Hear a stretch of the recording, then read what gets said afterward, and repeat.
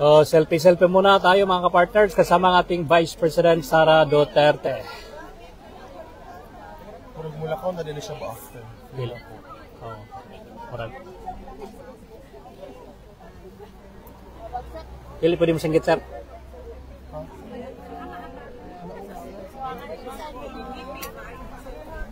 So, ano na siguro?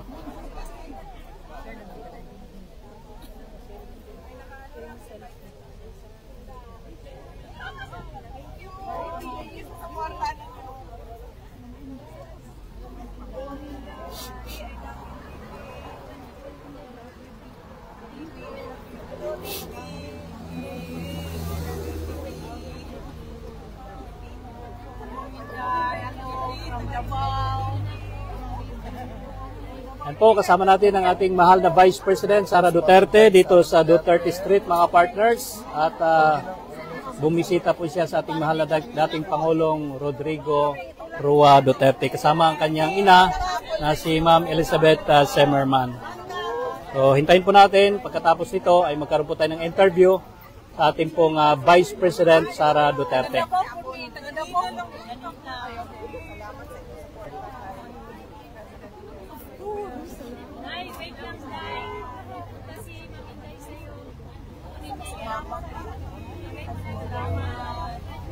Sir, itabi mo na namin ito, sir. Diyan sa akin, sir. Kanino to?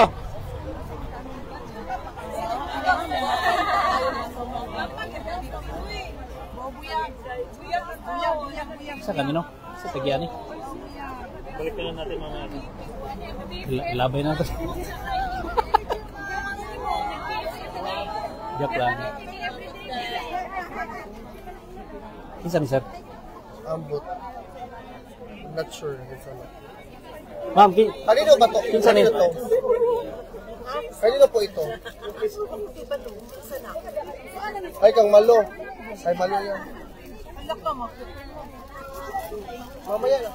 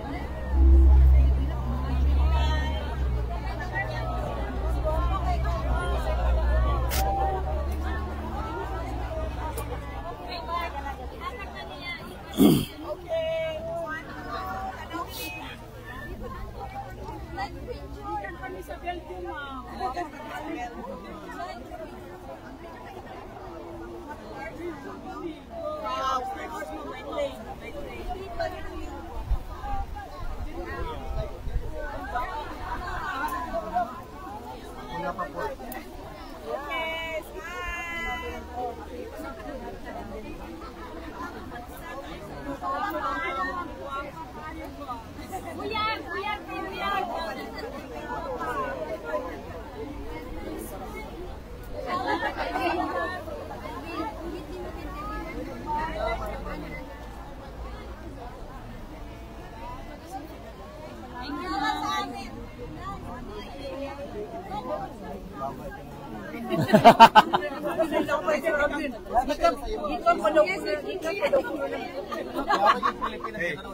Sana siya. Siya. Oo. Sana. Dito sir, camera. Dito. Ah, yun ang background sa ano? Dito nakaharap. Oo.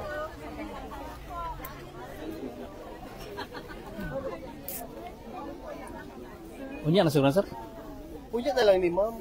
Punya na lang ni ma'am. I swear, kung makaperm. Lang ma'am.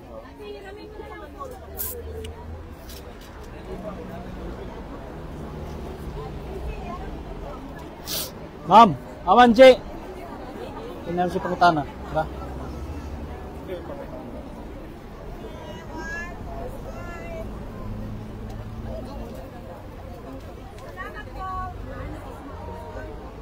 Yes. Baka natin ang mga update sa araw na ito Kasama ang ating mahal na Vice President Sara Duterte, mga partners. So, dito tayo sa tapat ng ICC. Ay, gilid pala to. Actually, gilid or tapat? Hello, ma'am. Ha?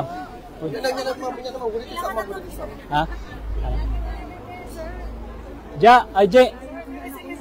Okay. Hi, ma'am. Good morning. We'll begin the briefing na, no? I'll ask the first 3 questions, tapos GMA and SMNI will ask. First question po, kamusta po yung bisita kay Tatay Digong and how is Tatay Digong now? Yes, unang-una. Yes, okay lang yung visit.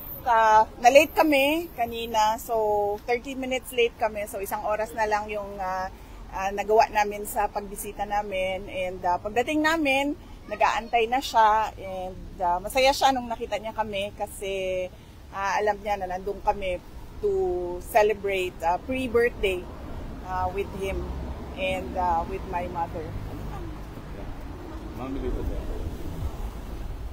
Tapos, as usual, binilhan ko din siya ng Coke Zero, pero hindi niya ininom. Sabi niya, dalhin lang daw niya sa kwarto yung Coke Zero. Pero isa lang ang pinabili niya. Meron daw ba kayong mga news from the Philippines na na-share sa kanya at ano yung mga reaction niya sa mga news na dala-dala niyo?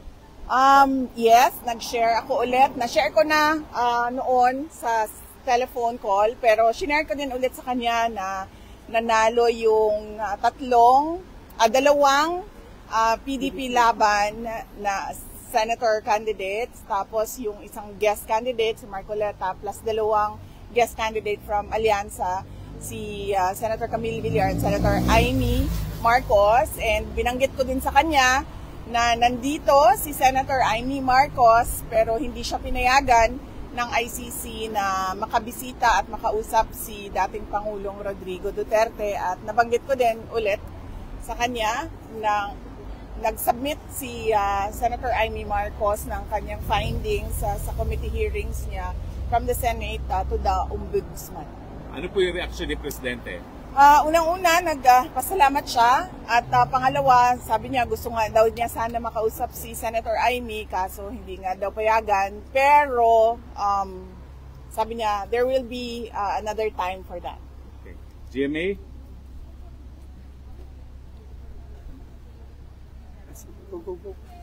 VP, bukod po dyan, 88% po ng respondents sa SWS survey ang nagsabing mahalagang harapin ninyo ang impeachment at sagutin ang mga alegasyon.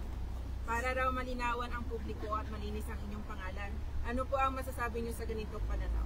Oo, I totally agree. Kasama ako dyan sa 88% na yan na nagsasabi. At ako ay parang thankful sa opportunity na malinis yung pangalan ko at masagot yung mga akusasyon sa akin. Thank you po sa sagot.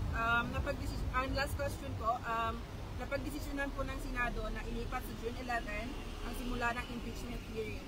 Gusto lang po naming marinig, paano ninyo po tinanggap ang balitang ito at ano po ang epekto nito sa inyo, kung meron man? Wala naman siyang epekto sa akin, no? Nag-iisip lang ako kung ano yung epekto nung delay doon sa kaso, pero iiwan na natin yan sa mga lawyers namin, sa defense impeachment lawyers, para pag-isipan kung anong posibleng epekto nun sa kaso kung meron man. SMNI, Anton? Hi, ma'am. Kamusta po kayo? Napakabait ninyo ngayon.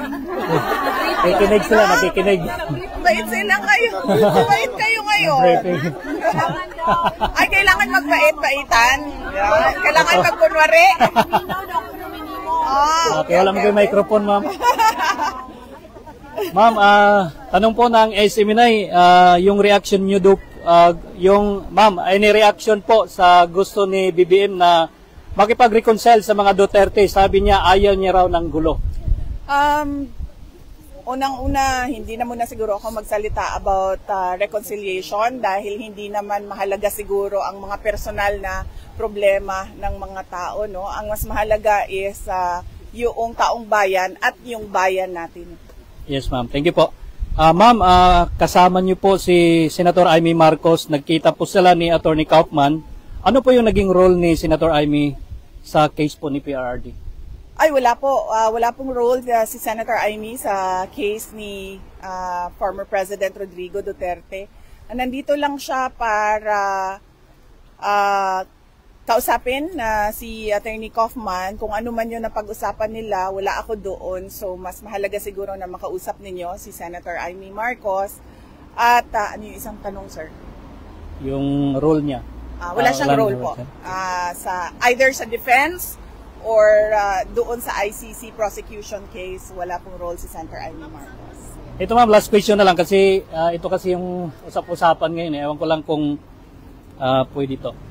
Kasi game po si Attorney Rowena Ganson na maging spokesperson mo. Kasunod yan ng pagkatalaga kay Attorney Abante bilang tagapagsalita sa ng House. While sa Malacanang, nandyan naman si Attorney Claire. Any comment po sa posibilidad na maging spokes niyo si Attorney Ganson? Opo. Hindi namin napag-usapan sa Office of the Vice President ang spokesperson.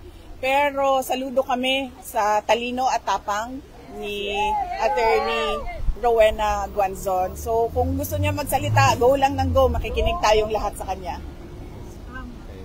Siguro from the audience, one question. Ma'am, ang question po ma'am, kamusta po si President? Mayroon po siyang mensahe para sa Pilipino na nasa labas? Yes, ang message niya is we are all ruled by destiny and I am here because of my destiny, whether rightly or wrongly. Yun ang sinabi niya. Thank you.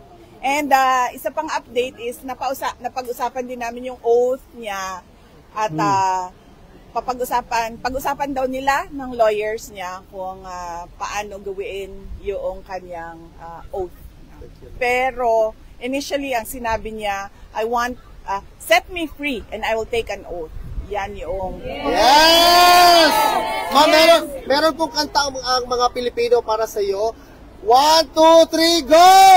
Happy birthday to you.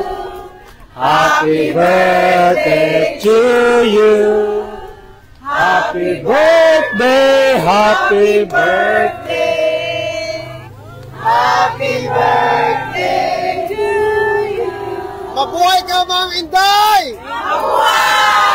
Inday Sara para sa Presidente!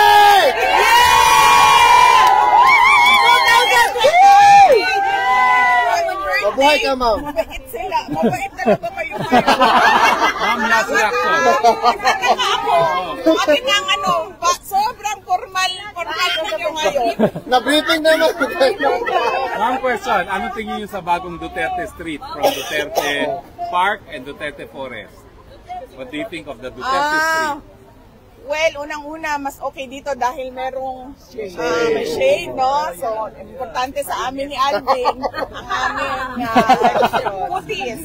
Dahil unang-una, mataas ang incidence ng skin cancer at pangalawa, mahirap na magdagdagan ang mga melasma natin. So, okay siya. Mas palagay ko lang, maganda din siya dahil nakikita siya ng mga dumadaan na mga sasakyan. So, meron tayong increased awareness. Kasi doon, konti lang ang dumadaan na sasakyan at hindi nakikita by the street yung ginagawa.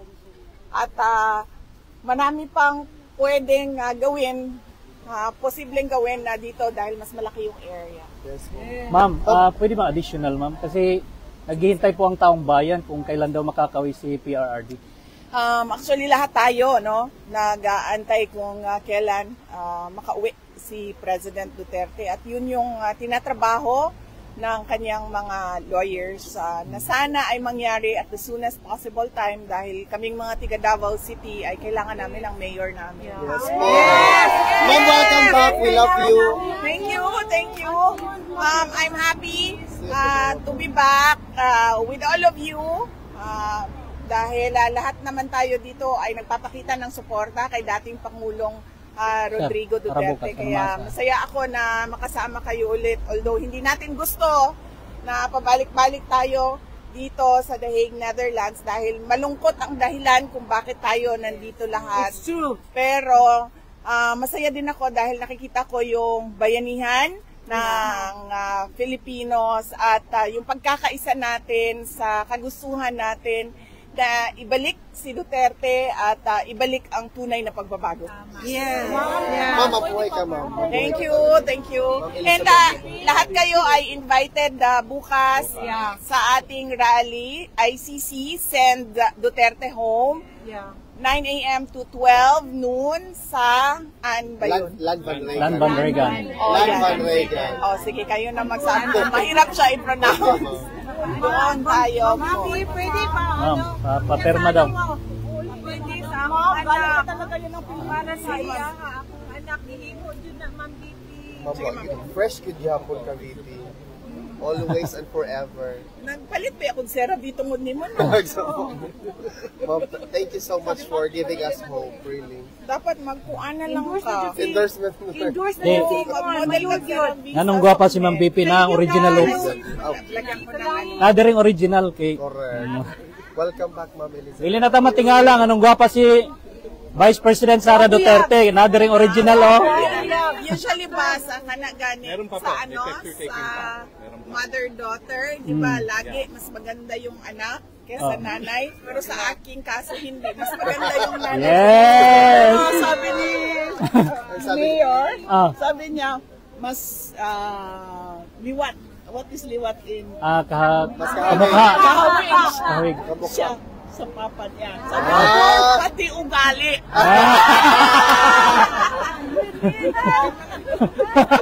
Ano bang masabi mo dyan? Mura na yung pirma? it's Gwapa so dyan good si to Ma'am. see you, Tatay. Kani po daw ma'am. Anong pangalan niya, ma'am? Ay, hatag niya sa ako, ano? Thank you. Ano sa pangalan niya, ma'am? Pangalan daw. Ella. Ella, maraming salamat. Salamat sa iyo. Birthday card. Ma'am Switzerland. Mag-aral kang mabuti, mabuhay ka. May God bless you always, Ella. Thank you, Mom. Yes. Baby. Mabuhay si Inday Sara Duterte! Mabuhay ang ating future president! Mabuhay! Mabuhay si Tatay Digong! Tatay Digong! Bring him home! Bring him home! Bring him home! Bring him home! Bring him home! Guys, bawal po ibigay ang picture. Padaanin niyo po, tas, ano na? Pila dito. Paano lagi? Bawal magtulakan po, please lang. Bawal magtulakan tayo, guys, ha? Relax lang tayo, guys. Relax lang. Padong dito, ma'am. Padong dito. Relax lang, ma'am. Relax lang. Unahon na to ang senior citizen, ha? Ang senior citizen. Unahin natin. Sir. Okay. Sir, any comment po sa mga sinabi ni Vice President Sara Duterte sa araw nito? Ang comment po natin ngayon, sinabi po talaga ni VP Inday na si Tatay Digong is in good spirits and he wanted to be free, brought back to the Philippines, and he wants to take his oath there in the Philippines. Ano po ba ang ibig sabihin nito, mga kababayan? Si Tatay Digong po ay nararapat talagang pauwiin sa Pilipinas dahil doon talaga ang kanyang bayan, doon siya pinanganak, at magsiservisyo pa po siya doon sa tinatawag natin na Davao City, kung saan po siya ay nanalo. Si VP Inday po, in-emphasize din po niya na si Senator Amy Marcos ay in any shape or form, wala pong kinalaman whether it's the prosecution or the defense with respect to the case of former president before the ICC. Mga kababayan, makita-kita po tayo bukas din doon sa Land Van Regan para po sa celebration, rally at celebration ng birthday ni former ni VP Inday Sara. Yun lang po, sir. Thank you, sir. Mabuhay po kayo. Mabuhay din po kayo, And po mga kapartners, ang update po sa oras na ito dito sa The Hague, Netherlands, sa ICC Detention Facility na kung saan bumisita po ang ating mahal na Vice President Sara Duterte kay former President Rodrigo Roa Duterte kasama ang kanyang ina ni si Ma'am Elizabeth Zimmerman. So yun po, napakinggan natin ang sitwasyon, ang sinabi po niya tungkol kay ating mahal na dating Pangulong Rodrigo Roa Duterte at ang mga process at ganun din po ang bukas, abangan po natin ang malaking rally na kasama po ang ating mahal na dating mahal na Vice President Sara Duterte, mga partners. So, ang title po sa rally bukas is ICC Bring Him Home PRR Day. So yun po mga partners, mabuhay po tayong lahat. Ito si Anton Cero mula dito sa The Hague, Netherlands.